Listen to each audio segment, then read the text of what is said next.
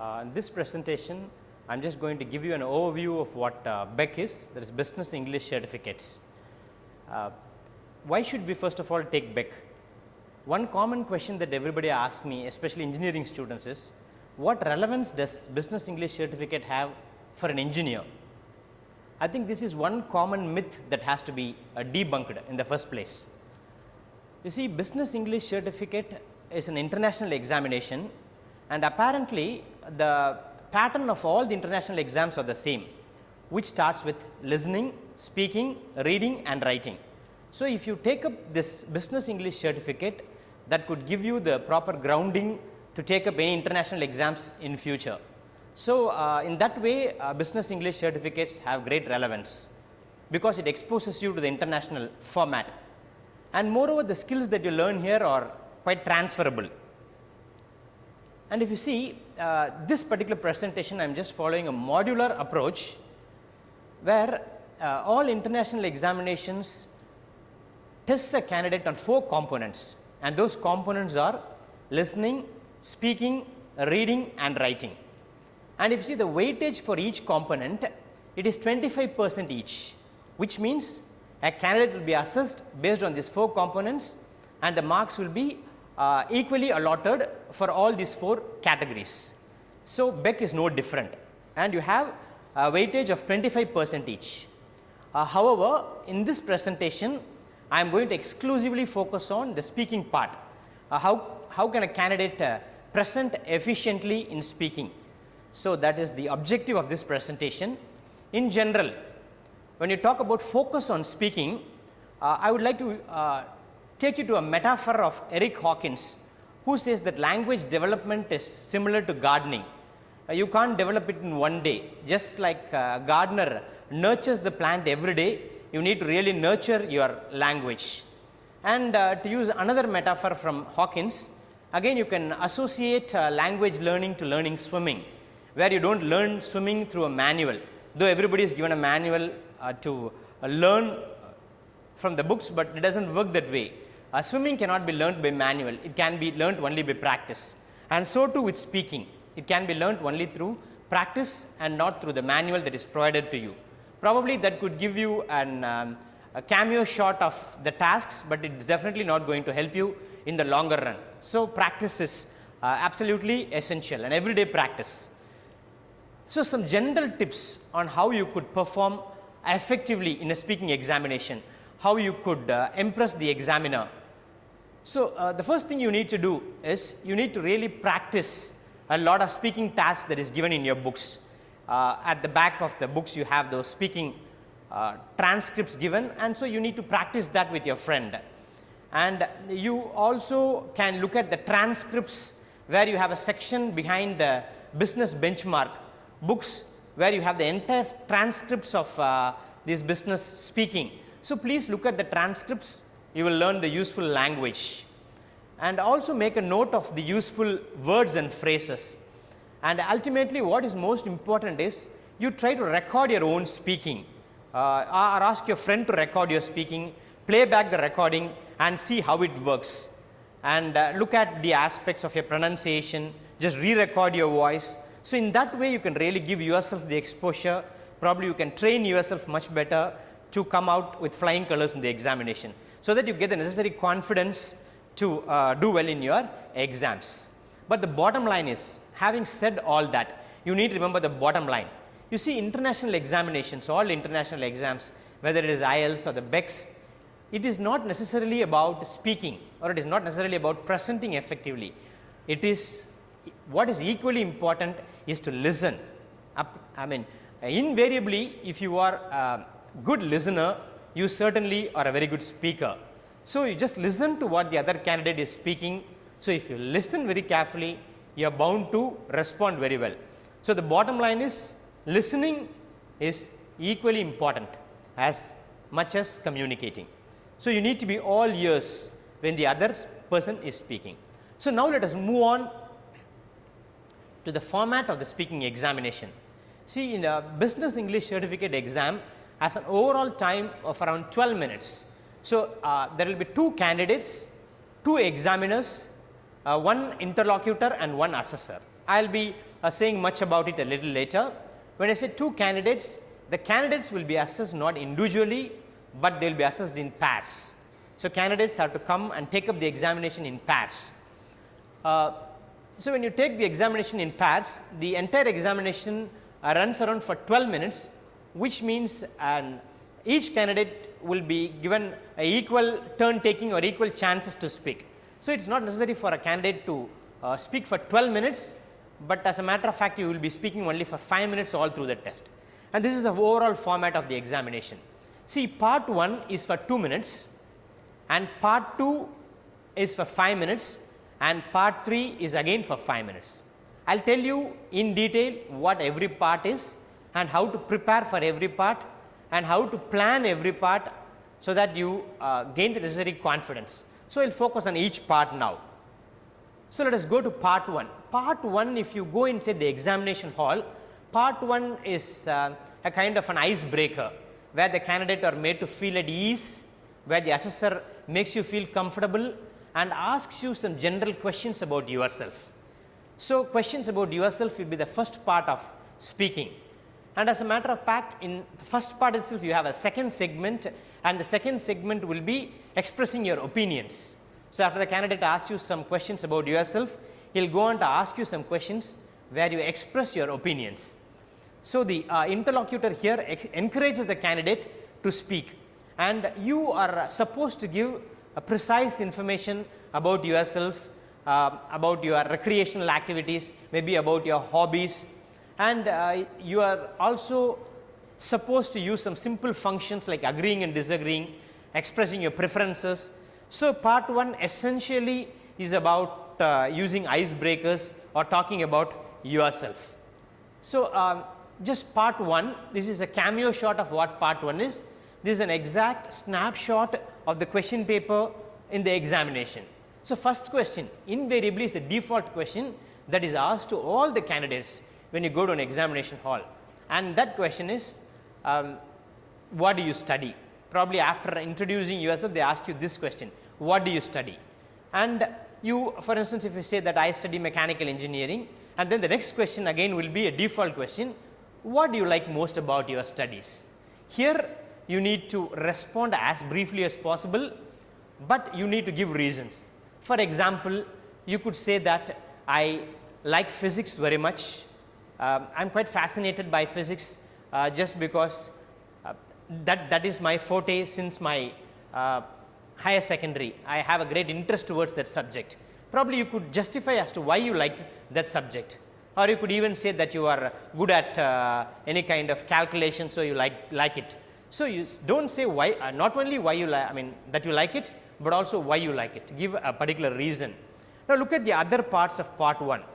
Now, what do you enjoy when you are not working or studying?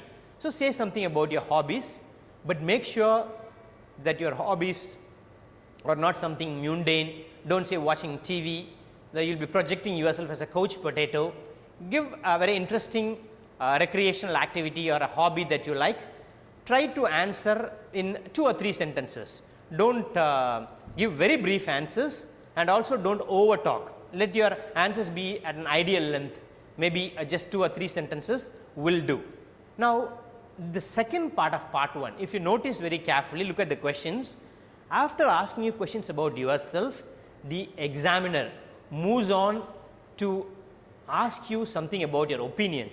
Now, in this part of the test, they check your ability on how you could express opinions about general issues, maybe about contemporary issues, and specifically about business issues.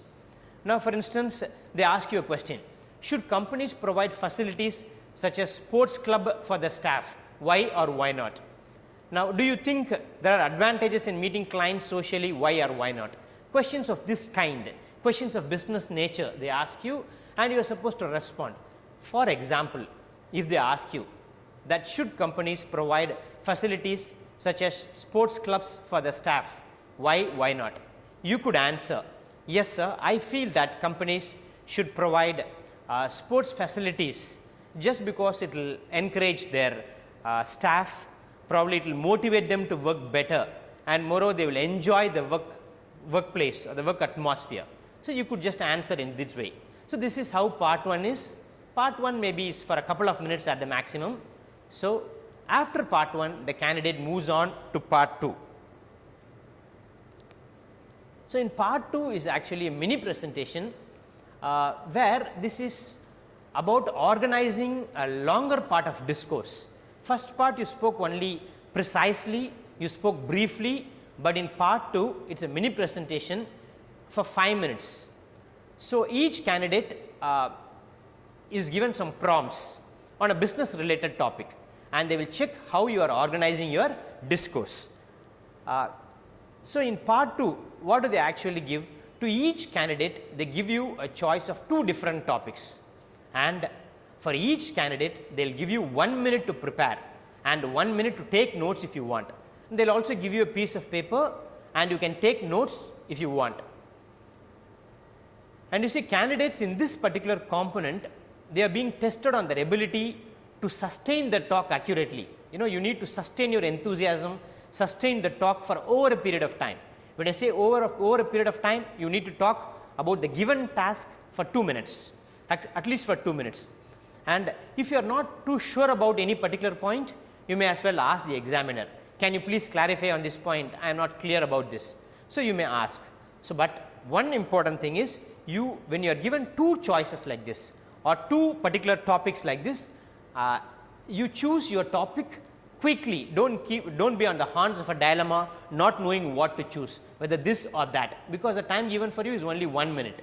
So, you need to very quickly make that choice. See, react instinctively, see where there is more leverage to talk, so and choose that. So, don't be in the horns of a dilemma. For example, what is important when going for a job interview? They give you these 3 bullets: knowledge of a company, appearance, and arriving on time. You may choose any one and maybe talk about that particular aspect. So, for instance, if you choose these 3 bullets, give reasons for each. For example, you could say, sir, I feel that a knowledge of a company is very important, because knowing something about a company helps me to understand the nature of the work. It will help me to know what their products are, so that I will have a mindset to work. So, knowledge of the company is absolutely essential. I feel that appearance is equally important. Because as I say, first impression is the best impression. So, you need to have a very good appearance, so that the candidate is being selected for the interview. And arriving on time also I feel is equally important. It is because arriving on time, if you arrive late for an interview, it means the candidate is obviously not interested in the interview process, or it shows that the candidate does not have an attitude. So, you choose all those 3 points and say why you like it, support your answers with reasons, and this is how your part 2 presentation should be. You can just choose any one topic and also give reasons as to why you are choosing that. Or there is also another strategy you could follow in part 2. That strategy could be, you could prioritize out of the 3. I feel that knowledge of the company is more important than the other 2, because you could give reasons. Or you could say, I would like to go for knowledge, and that is my first priority, and you could give reasons. So, you could prioritize. Or you could follow the strategy of compare and contrast. You can just compare these 3 bullets and contrast with one another, and this is what part 2 is. Part 2 is actually a macro presentation. Each candidate should speak for say about 2 minutes at the max. So, after that they may ask 1 or 2 questions to each candidate, but please remember, after you finish your presentation, as I told before, it is not only about presentation, it is about listening to the other candidate very carefully. After the candidate has finished this talk, you should ask question to a candidate. For example, if candidate 1 is choosing any one out of this, and after the presentation the candidate B should ask him a question about his presentation. So, similarly, the candidate B has to choose any one, the candidate A has to listen very carefully and ask him probably a question about it. So, as I said before, it is not about presenting, it is also about carefully listening, which is actually the essence of a good presentation. So, let us just go to the final part now. Final part is actually part 3 of a presentation. It is actually a two-way conversation. 2 candidates will be in the hall, as I said before. Earlier in part 1 you spoke individually to the examiner, part 2 you gave a micro presentation, but in part 3 it is more or less an interactive communication, where a particular prompt will be given, where both the candidates have to talk among yourself, have to interact among yourself. So, your interactive communication is tested. So, how does this actually go on? I will give you a cameo shot of this particular task. See, the candidates are presented with a scenario. You just go, the candidates are given a scenario. It means they are given a visual prompt. So, the interlocutor gives you a particular task. Based on the particular task and the visual, both the candidates are supposed to present to each other, talk to each other. So, what are you exactly supposed to do? As I said, a picture is provided. Candidates in this particular task, they are supposed to speak for 2 minutes, and please remember, it is sometimes candidates tend to dominate. They feel that it is an opportunity for them to exhibit their communicative competency, and they try to dominate the other candidate. But if you really want to do well in the examinations, don't try to dominate the other candidate. Encourage the candidate to talk, ask him a few questions, let it be turn taking. Both of you should talk, each one of you should encourage each other to talk. So, it is a kind of a casual discussion about a particular situation, it is not a talk. So, this is what you need to remember at part 3. So, it is a kind of an interactive communication, and you have to express interest, which is very important. When both of you are presenting, express interest in what the other candidates say. Probably if the other candidates is not clear, ask him for a few clarifications, encourage him. If you disagree with him, probably use some polite expressions and say, I beg to differ, I am sorry to disagree with you. Do not try to sound arrogant by saying that you are wrong, you are absolutely wrong, this is not the way to go about it. Do not use such expressions, but use expressions which are of a gentle nature, and also try to encourage the candidate. So, turn taking is very important in part 3, and give feedback.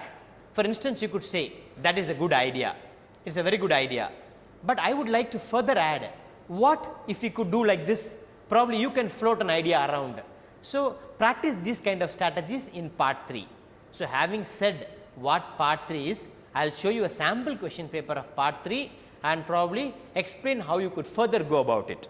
So, in part 3, I would just show you a sample of what actually happens in the examination hall.